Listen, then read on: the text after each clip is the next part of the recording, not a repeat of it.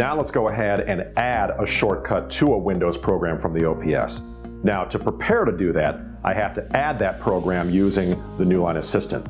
So if I go to the OPS, and once I get to the Windows desktop, I can fire up the Newline Assistant.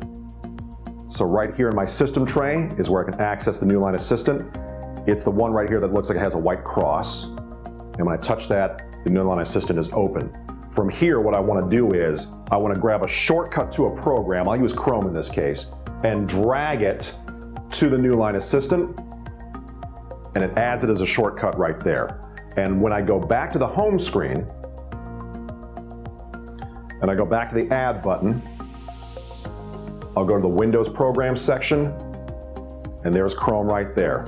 Give that a touch, it adds it as a shortcut, and now I have a one-touch shortcut to Chrome.